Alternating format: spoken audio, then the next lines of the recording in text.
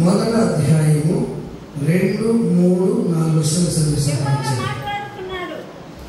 యెహోవా మాట్లాడుచున్నాడు, ఆకాశమా ఆలకించుము, భూమి చెవియొగ్గుము. నేను పిల్లలను పెంచి గొప్పవారిగా చేస్తుంది, వారు నా మీద తిరుగుబడి ఉన్నారు. ఎద్దు తన కామాందు నెరుగును, గాడిద సొంతవారి దొడ్డు తెలుసుకున్నాను. ఇశ్రాయేలు తెలియలేదా? నాకను యోసింపరా? పాపిష్ట జనమా, దోషభరిత ప్రజలారా, దుష్ట సంతానమా, చెరుపు చేయి పిల్లలారా, మీకు శ్రమ. చాలు ప్రార్థన చేసుకున్నాం. ప్రార్థన. పరిశుద్ధులైన తండ్రి, వందనాలు రాజా, స్తుతిస్తున్నా. కొన్ని నిమిషాలు మీ పక్షం పని మాట్లాడుతున్నాను తండ్రి. నేను మాట్లాడితే అర్థము మీరే మీ బిడ్డతో మాట్లాడండి ఆయన.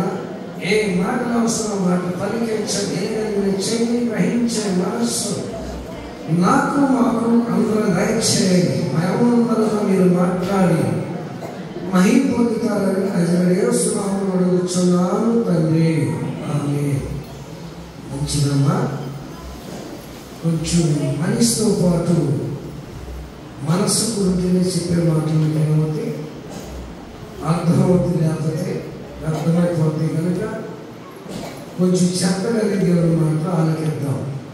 యెహోవా ఇలాగూ చదివించుచున్నాడు, ఆకాశమా ఆలకించుము, భూమి చెవియొగ్గుము. నేను పిల్లలను పెంచి గొప్పవారిగా చేసుకుని కానీ వారు నా మీద ఏం చేస్తూ ఉన్నారు? తిరుగుబాటు చేస్తూ ఉన్నారని దేవుడు మాట్లాడుతున్న ప్రభువు బిడ్డలారా, నేను మనమందరము ఒకానొక సమయంలో మనమందరము లోక సంబంధము అనగా చీకటి సంబంధము ఏమై ఉన్నాము? చీకటి సంబంధమై ఉన్నాము. దేవుడు తన ఆశ్చర్యమైన ప్రేమను బట్టి, తన కనికరను బట్టి చీకటి నుండి మనల్ని ఎక్కడ నడిపించాడు? ఆశ్చర్యమైన ఎల్లులోకి మనల్ని నడిపించాడు దేవుడు. ఎందుకు నడిపించాడు అంటే మనమైన పిల్లలమని, మన యొక్క స్థితిగతులు మార్చి ఒక ఉన్నతమైన స్థితిలో, ఒక ఉన్నత స్థాయిలో మనం ఉంచాలని ప్రభు ఉద్దేశమై దేవుడు తన సంఘాన్ని మనల్ని ఏం చేశాడు? నడిపించాడు. నాటి నుండి నేటి వరకు కాపాడుతూనే ఉన్నాడు, మనల్ని ఆదరించి పోషిస్తూనే ఉన్నాడు. కానీ ఇలాంటి పరిస్థితుల్లో ఉన్న నీవు, స్థలానికి వచ్చిన నీవు దేవుని యొక్క చిత్తానికి వ్యతిరేకంగా నడుస్తున్నావు. దేవుని చిత్తాన్ని నువ్వు లోపడట్లేదు అని దేవుడు బాధపడుతున్నాడు. అందుకే ఏమంటున్నాడంటే ఆకాశం ఆలకించుము, భూమి చెవియొగ్గుము. నేను పిల్లల నుంచి గొప్పవారిని చేస్తుంది. ఈ రోజు వాళ్ళు ఏం చేస్తున్నారంటే యెహోవా సంబంధమైన వాటి కోసము ఆశించి ప్రేమించి నా అడుగుదాలు నడవలసిన వీళ్ళు లోక సంబంధమైన వాటి వైపు పరుగులెత్తుతూ ఉన్నారు, త్రాగులాడుతూ ఉన్నారు అని తనలో ఉన్న వేదనను వ్యక్తపరుస్తూ ఉన్నాడు. ప్రభువు బిడ్డలారా, ఈ స్థలంలో కూర్చొని నీవు ఆలోచించాలి.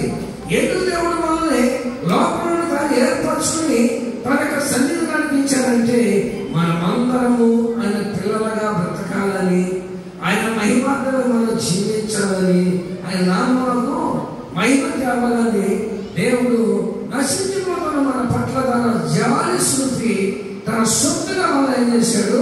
మార్చుకున్నాడు. తన సన్నిధికి నడిపిస్తూ ఉన్నాడు. సరే, ఎంతలో బాగానే ఉంటే నీవు నశించిపోతున్నప్పుడు దేవుడికి ఇష్టం లేక రక్షించుకున్న దేవుడికి మనం ఏం మిగులుస్తున్నాము? అని మిగిలిన దేవుడికి సంతోషం ఉన్నామని బట్టి ఆయనలో వేదన కలిగిస్తున్నాము. మనం ఒక దేవుని పిల్లలమైన మనము, మందిరానికి వస్తున్న మనము, కాశీలో చెప్పుకున్న మనము దేవుని మహిమకరంగా ఉన్నామా? దేవుని నామాన్ని దూషణ పాలు చేసేవారుగా, దేవుని దుఃఖించేవారుగా మనం ఉన్నామా? అందుకో భక్తుడు రాశాడు, చింతించుచున్నానురా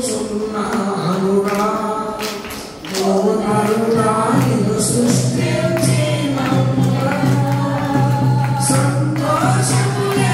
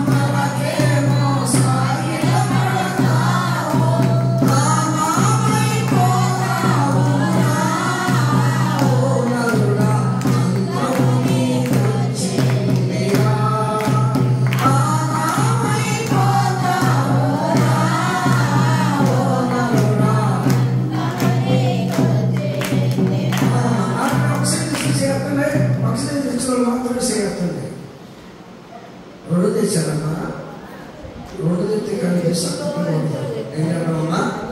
సరే, దేవుడు మన వచ్చాడు కదా. సరే, మీకు రాకపోతే రాకపోయింది, పాటలో సంఘాలుగా రాకున్నాడు చెప్పి మీ చాలా సార్ మేము పాట రాగం ఏం చేయమన్నా అని రాగం కలపండి. నువ్వు రాగం కలిపినా, పాట పాడినా, చప్పట్లు కొట్టినా ఎవరన్నా ఏం పడుకో ఇప్పుడు నోరు ఏం చేద్దాం? సరే, ఒకసారి మేము అంటున్నాం కదా, సెకండ్ సార్ ఒకటి ఏం చేద్దాం?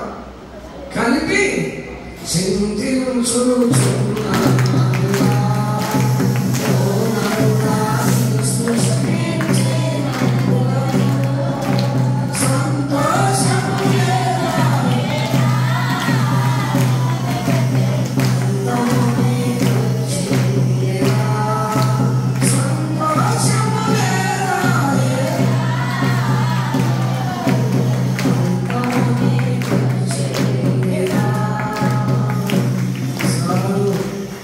దేవుడు మనల్ని ఏం కోరుకున్నాడు, ఎలా జీవించమని ఆశపడ్డాడంటే నీతి నిజాయితీగా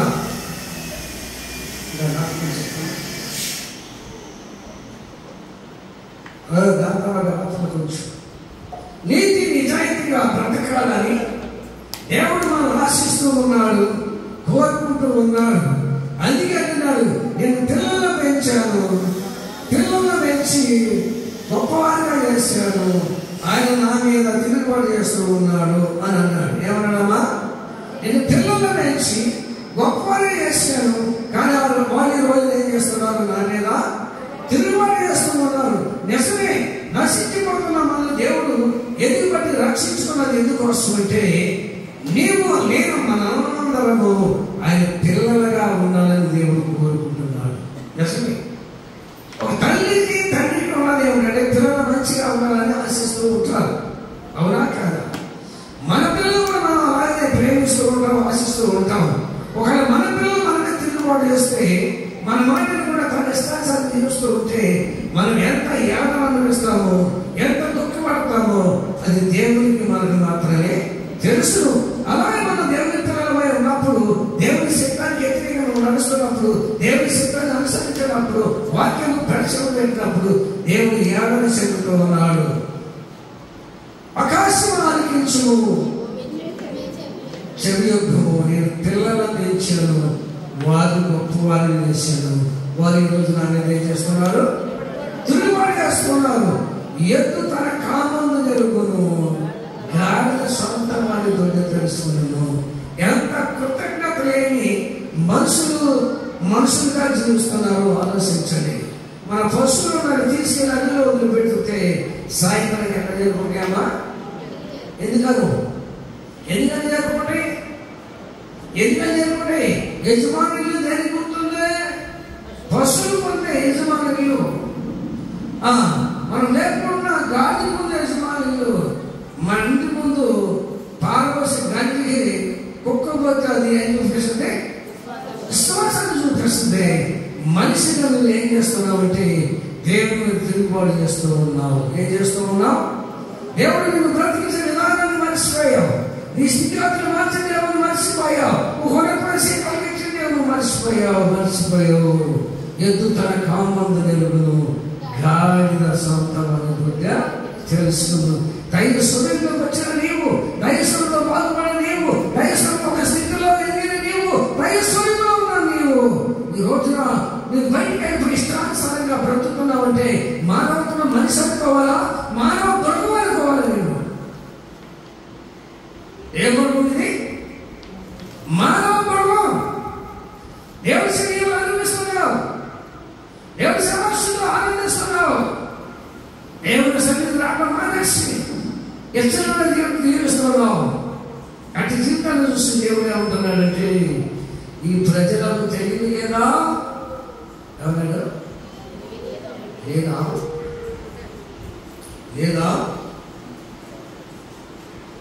ఏమంటున్నాడు? ఈ ప్రజలకు తెలివి లేదా? ఉంది. ఏ తెలియదు?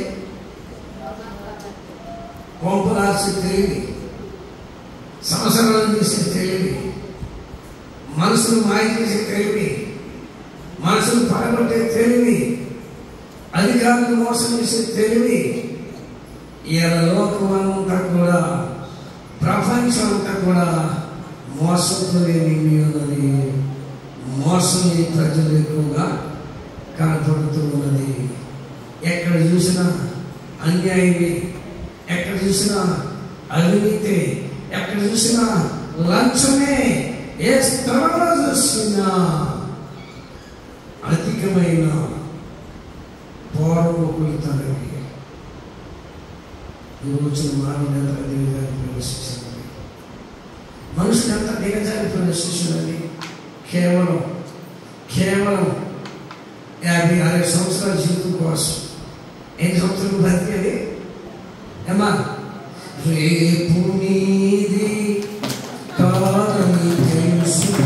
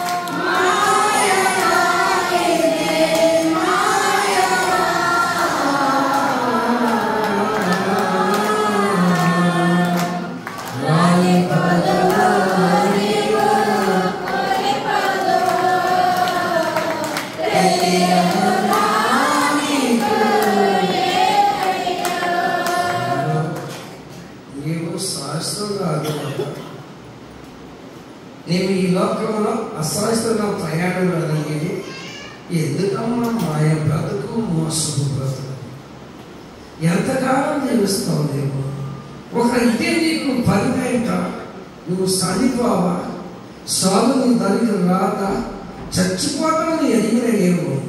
నమ్మకంగా నీతిగా బ్రతకడానికి ఎందుకు ఇష్టపడడం లేదు. ఒక దొంగగా దోపడి మీద ఎక్కడైనా ఒక క్రైస్తవుడికి ఎందుకు బ్రతుకుతున్నావు నీవు?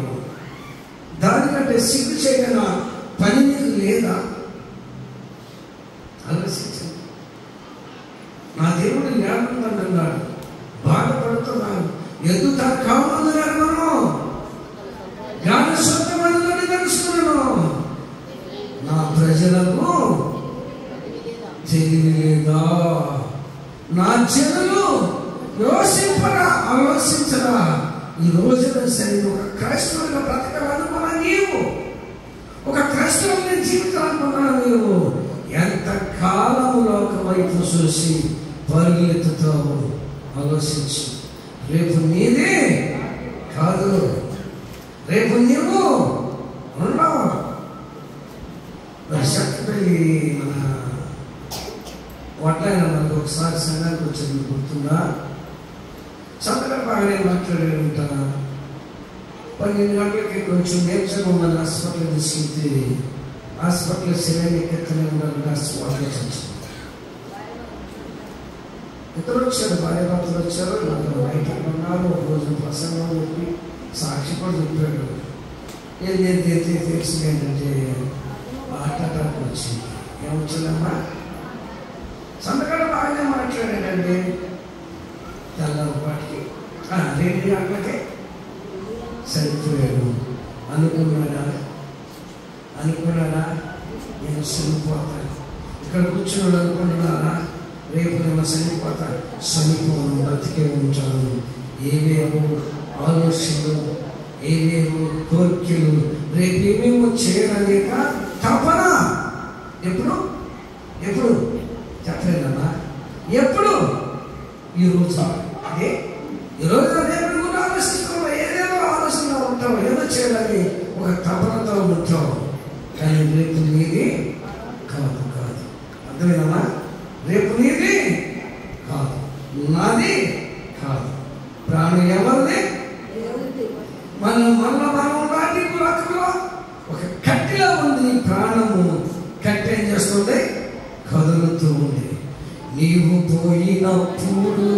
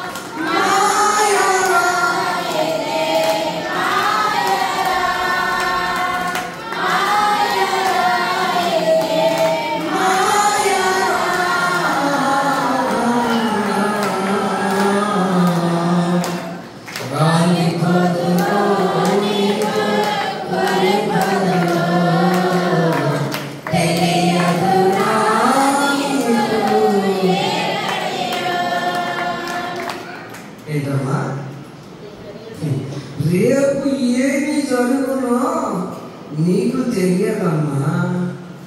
అవసరంగానే ఆరోగ్యం ఉండగానే నిన్ను రక్షించిన దేవునికి, నిన్ను బ్రతికించిన దేవునికి, నిన్ను బాగు చేసిన దేవునికి, ఈ స్థితిగతులు మార్చి ఒక స్థితిలో ఉంచిన దేవునికి మహిమకారంగా ఉండడానికి నేర్చుకోండి. అలా నడుచుకోవడానికి ప్రయత్నించేయండి. అంతే తప్ప అది కావాలి ఇది కావాలని చెప్పి దేవుని శక్తికి ఎదురుగా నువ్వు సాధించిన నీ బ్రతుకు 4 దినాలు మాత్రమే. చచ్చిన తర్వాత ఎటువైపు నీ యొక్క ప్రయాణం, ఎటువైపు నీ ప్రయాణం. అందుకని నా దేవుడు అంటున్నాడు, నేను పిల్లలను పెంచాను, వాళ్ళ స్థితిగతులు మార్చి గొప్పవారిని చేశాను. ఈరోజు నా బిడ్డ ఏం చేయట్లేదు, నా బిడ్డ ఏం చేయట్లేదు, నా మాటలు వినట్లేదు, తిరుగుబాటు చేస్తూ ఉన్నారు. ఎద్దు తన కామందు ఎరుగును, గాడి సొంత వారిని తెలుసుకును. నా ప్రజలకు తెలివి లేదా? తెలివి లేదా? ఉంది.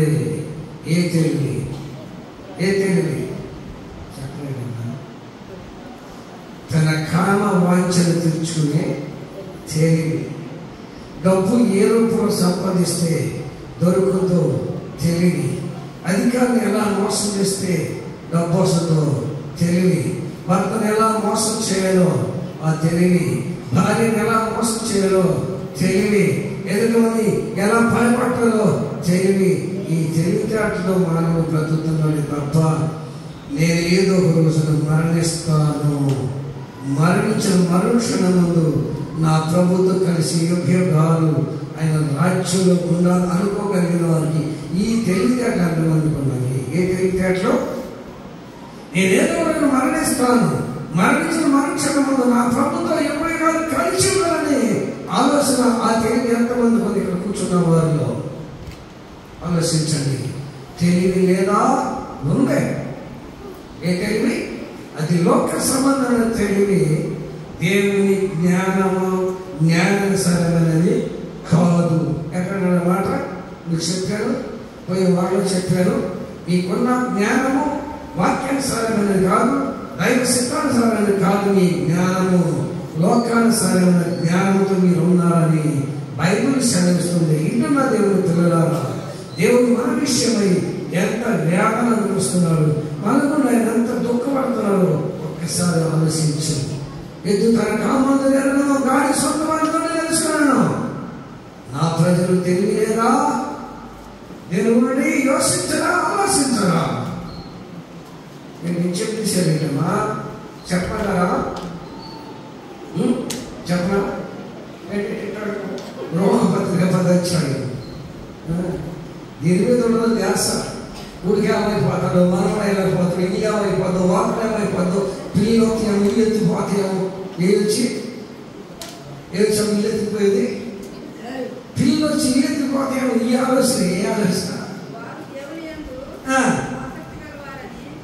దేవుని ఆసక్తి గలవారని. ఆసక్తి జ్ఞానానుసారమైనది కాదు. ఎలాగా? దేవుని నీతి ఎరుగక తన స్వనీతిని స్థాపించకూర్చున్నారు. ఏముంది? ఏముంది? ఇలా జ్ఞానము వాక్యానుసారమైనది కాదు, కానీ లోకానుసారమైన జ్ఞానంలో మనుషులు బ్రతుకుచ్చు ఉన్నాడు. వాడు ఒక దొంగ అయింది, వాడు ఒక త్రాగుబోతు అయింది, వాడు ఒక ఎన్నిసాడు అయింది, వాడు ఒక మోసగాడు అయింది. వాడు అనుకుంటాడు వాడు చేసే నీతి కంటే నా నీతియే గొప్పది అని తన సొంత తెలివిని, తనకున్న నీతిని స్థాపించుకుంటున్నాడే తప్ప, నేను ప్రజల్లో గొప్పని అనిపించుకున్నాడే తప్ప దేవునికి విరోధంగా నేను ఉన్నానన్న సంగతే మాత్రం వాళ్ళకి తెలియదు అని అపోస్తలుడైన పౌలు గారు చెప్తున్నాడు. వాళ్ళకున్న తెలివి, వాళ్ళకున్న జ్ఞానము దేవుని జ్ఞానమునకు ఆధారమైనది కాదు. ఇక్కడ కూర్చున్న మనం కూడా మనకున్న తెలివి అలాంటిది. వాక్యానుసారంగా ఉన్నామా, లోకానుసారంగా మన తెలివి ప్రకారం ఉపయోగిస్తూ ఉన్నామా? నేను అంటున్నాను, నీ బ్రతుకు శాస్త్రమైనది కాదు, ఇక్కడ సగం బ్రతికేవాడు కాదు. ఒకే ఒక్క స్థలము, అది శాస్త్ర స్థలము. నరకమా పరలోకమా? ఎటువైపు మన ప్రయాణం? ఆలోచించండి. ఈ ప్రజలకు తెలివి లేదా? పాపిష్టి జనమా, దోషమైన ప్రజలారా, దుష్ట సంతానమా, శరణ్యేతులారా, మీకు శ్రమ. ఎప్పుడు శ్రమ? ఇప్పుడు కాదు, ముందు కాలంలో రాబోతున్న శ్రమలు. జాగ్రత్త. అందుకే పెట్టారు ప్రభుత్వం, ఏం పెట్టింది? జనగణన పెట్టింది. ఏం పెట్టిందమ్మా? ఎందుకు పెట్టారు? మన బ్రతుకులన్నిటిని బయటికి లాగటమని. ఎంతమంది బీసీలు ఉన్నారో, ఎంతమంది ఎస్సీలు ఉన్నారు, ఎంతమంది బీసీసీలు ఉన్నారో, ఎంతమంది ఎస్సీలు ఉన్నారో, వీళ్ళందరూ బయట పెట్టడానికి జనగణన పెట్టారు ప్రభుత్వం. అక్కడ లేకపోతే మన బ్రతుకులు. ఈ రోజు కూర్చున్న వారిలో బీసీసీ క్యాండిడేట్ ఎంతమంది ఉన్నారు? వాళ్ళు ప్రభుత్వం రాబోతున్న కాలంలో ఊరికిద్దరు పంపిస్తారంట. ఏం చేస్తారు? ఊరికిద్దరు పంపించి వాళ్ళు సర్వే చేస్తారంట. సర్వే చేసినప్పుడు మీకు ఇప్పుడు చాలా సరదాగా ఉన్నది. ఈ ముసలు పని పాడలేదు, ఈ విషయం తప్ప 2 నిమిషాలు ఇది జరగట్లేదు అనుకోవచ్చు. మీరు దయచేసి రేపు పొద్దున జరగబోయే విషయం మీకు గుర్తు చేస్తున్నాను. వాళ్ళు సర్వే చేసినప్పుడు వీళ్ళ యొక్క సర్టిఫికెట్లు అన్ని వీళ్ళ పేర్లన్నీ ఎస్సీ అని ఉంటాయి. ఎస్సీ అని ఉన్న వాళ్ళు ఏం చేయమంటారంటే జై శ్రీరామ్ అని ఉంటారు. హిందువులు కదా, ఎవరిలో వీళ్ళు క్రైస్తవులు కాదు. క్రైస్తవులు అయిన వారు ఎవరు? బీసీసీ క్రైస్తవులు. ఎవరు వీళ్ళు? క్రైస్తవుల సర్టిఫికెట్లో నేను పోయి జోలి ఎవరు లేదా అన్నారు. జరుగుతుంది వారు. ఎందుకంటే వాళ్ళు క్రైస్తవులు నిర్ధారణ అయిపోయింది. ప్రభుత్వం తెలిసిపోయింది క్రైస్తవులు. వీళ్ళు నిజ క్రైస్తవులు అనుకుంటారు. ఈ డూప్లికేట్ సర్టిఫికెట్ చూసారా? డూప్లికేట్ సర్టిఫికెట్ ఏ సర్టిఫికెట్ వచ్చే పార్టీ కానీ ఇది నిజ క్రైస్తవులు కానీ ఇది పేద ప్రభుత్వం క్రైస్తవులు కానీ వీళ్ళ బతుకంతా ఎస్టీ సర్టిఫికెట్ మీద బతుకులు కనుక ఆ ముందు కాలంలో రాబోతున్న శ్రమంలో వీళ్ళ యొక్క బతుకులన్నీ ఎండగడతారు. అనబోతే చిత్తు తగ్గులు పెడతారు. శ్రమలు ప్రారంభమవుతుంది. చేత ఎవరికి శ్రమ? వీళ్ళు ఎవరి సంతానము? వీళ్ళు ఏమంటున్నారు? దుష్ట సంతానమా? చదువులేని వల్లారా? పాపిష్టి జన్మ. ఈ పాపిష్టుడు నా మాట ఎట్లే వీళ్ళు అంటారు. ఎవరు పాపిష్టుడు? మీరు చెప్పండి. మీరు అప్పుడప్పుడు చెప్తా ఉంటారు. ఎవరే కట్టుకున్నాడు అంటారు. కట్టుకుంటే కోపం ఏమంటారు? ఈ పాపిష్టుడు ఎంత చెప్పరా? ఏనట్లే ఈ పాపిష్టుడు ఎంత చెప్పరా? ఇదేనట్లే. దేవుడు కూడా కోపం చెవడనంటే పాపిష్టి జన్మ, దోషమైన ప్రజలారా, దుష్ట సంతానమా, చెరుపు చేయని పిల్లలారా, చెడగొట్టుకున్న వారులారా, లేకపోతే మీకు శ్రమ. ఎవరికి శ్రమ? ఇప్పుడు చాలా ఆనందంగా ఉన్నది, సంతోషంగా ఉన్నది. మన హైదరాబాద్ దగ్గర ఇలా దారాలు జరుగుతుంటే 300 మంది వెళ్ళి 30 మందిని శత్రువాదారట. యూట్యూబ్లో ఇట్లా చూసే ఉంటారు. అందుకే తెలిసిన వార్త ఏంటంటే 9 మందిని అరెస్ట్ చేశారు. ఒక పక్కన క్రైస్తవుల రహస్యాలు జరుగుతున్నాయి. ఒక పక్కన జనగణమని చెప్పి ఎంతమంది నిజ క్రైస్తవులు ఉన్నారు, ఎంతమంది డూప్లికేట్గా క్రైస్తవ చర్చలో క్రైస్తవులుగా ఉండి వాళ్ళ యొక్క బతుకుదేరు కోసం, కాల్సిన కోసం క్రైస్తవులు కాదని ఎస్సీలని చెప్పిన వాళ్ళు ఎంతమంది ఉన్నారు. ఇక కొద్ది కాలంలోనే మన బ్రతుకు బండారు బయటకు వచ్చే సమయం ఆసన్నమే. ఇలా చెప్తున్నాను. చూస్తున్నారు. చెప్పాల్సిన బాధ్యత ఉన్నది. చేస్తారా చేయాలి. మీ కర్మ మీకు లేదు. అయ్యా నీకు తెలిసింది, నువ్వు ప్రకటన చేసావా? ఈ విషయంలో కేవలం జప్తు చేసుకున్నావా? నీ దగ్గర వచ్చిన పిల్లలకి తెలియజెప్పావా? చెప్పానయ్యా. ఆయన చెప్తుంటే ఎప్పుడో మారోడు మీ అందరూ బీసీసీలో కూర్చోవాలి. సాగు తెలియజేయట్లేదు కదా, బతికి బాగుపడి తెలియజేయట్లేదు. అప్పుడు ఏమంటారు? ఆకాశమా నువ్వు విన్నావా? భూమి నువ్వు ఆలోచించావా? నా దాసు మిత్ర అది చెప్పాడు. ఆయన బాధ్యత చెప్పారు. ఈ దొంగమందే ఇలా ఏమన్నా దొంగమంటే మీకు భయం వేస్తుంది, బాధ కలుగుతుంది. గోటిగాసుడు ఏమంటారమ్మా? గోటిగాసుడు ఏమంటారు? ఈ మంద ఎంత మళ్ళేసినా ఏమన్నా గొడ్లు మంద. ఏమన్నామా? గొడ్డిగాసుడు ఏమన్నా? ఈ గొడ్లు మంద ఎంత కొట్టినా మరి ఈ మంద కావాలేమో. ఈ మంద రావాలి. మంద ఈ మంది ఏమంద? మంద వాక్యమునకు చెవి యొక్కని మంద, తల వంచని మంది మంద. ఏమంది మంద? చెప్పలేదమ్మా. ఏమన్నాడు? దుష్ట ప్రజల, దుష్ట సంతానమా, చెరువుకే పిల్లలారా, మీకు శ్రమ. ఎవరికి శ్రమ? ఎవరికి వేదన? ఎవరికి దుఃఖం? దేవుని వాక్యం విననల్లని వారికి దేవుని వాక్యం వినవలన ప్రజలకే కదా అని బైబిల్ సెలవిస్తుంది, సాగు చెప్తుంది. ఇలా దేవుని పిల్లలారా, ఎప్పటికైనా సరే కొంచెం దూర దృష్టి పెట్టి ఆలోచించండి. ముందుగా రాబోతున్న శ్రమలు తప్పించుకోవడానికి నీకు ఇది మంచి అవకాశం. ఊహల మీద అనుకుంటున్నారేమో, రేపొద్దున రాబోతున్న శ్రమలు భరించే శ్రమలు కావండి. మన మధ్యలో ఒక రాష్ట్రం గుర్తుంది, మణిపూర్లో జరిగిన హింస మీరు చూశారు కదా. ఎక్కడ జరిగింది? మణిపూర్లో జరిగిన హింస ఎంత దారుణ పరిస్థితి అనుభవించారు నాటి యొక్క క్రైస్తవులు. ఈనాటి యొక్క కాలం బట్టి మనం కూడా కొంచెం జాగ్రత్త ఉండడం మంచిది. ఎందుకంటే ఇది రాకడ సమయం. యేసు ప్రభువుల శిష్యులు అడిగారు, అయ్యా రాకడ అంటారా? ఎప్పుడు రాకడంటే అక్కడక్కడ కరువు కాండలు వస్తాయి, భూకంపాలు జరుగుతాయి, రాజ్యానికి రైతులు వేస్తూ ఉన్నది. అవి నా రాకడకు చెప్పలేమా? చెప్పండి.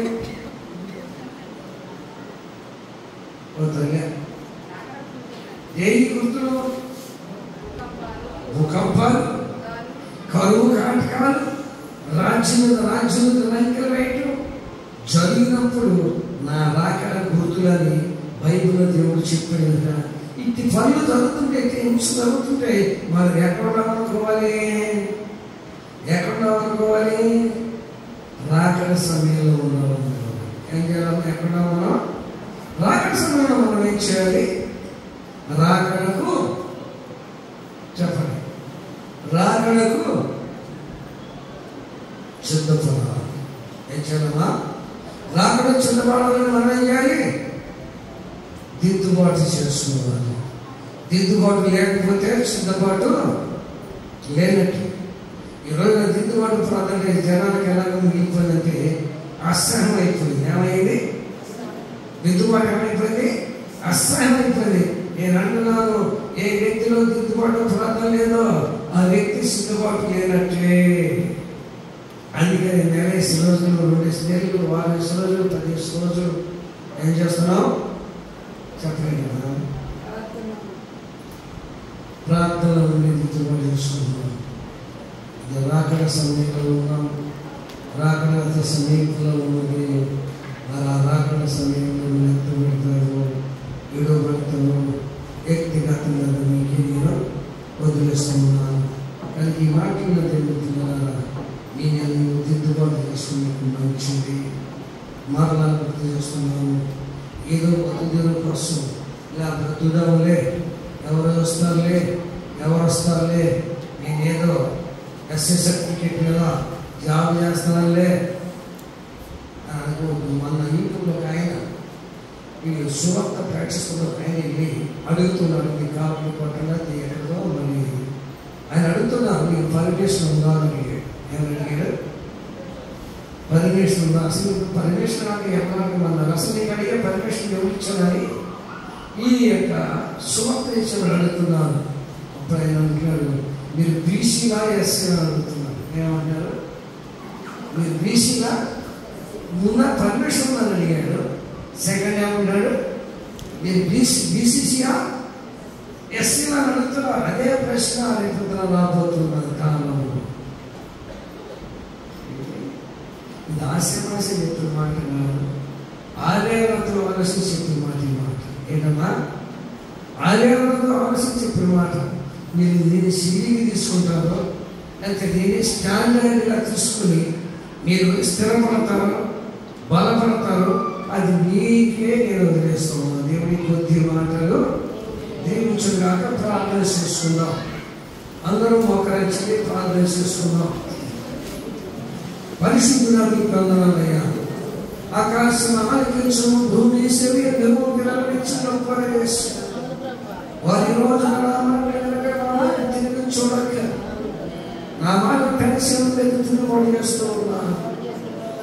ఎందు ప్రజలు తెలియలేదా? పాటిశ్రమా దోష ప్రజల దుష్ట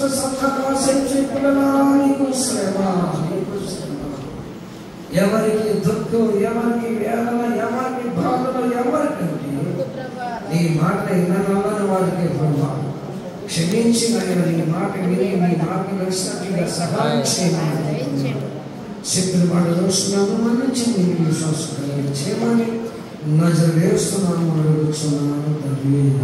ఆమేన్.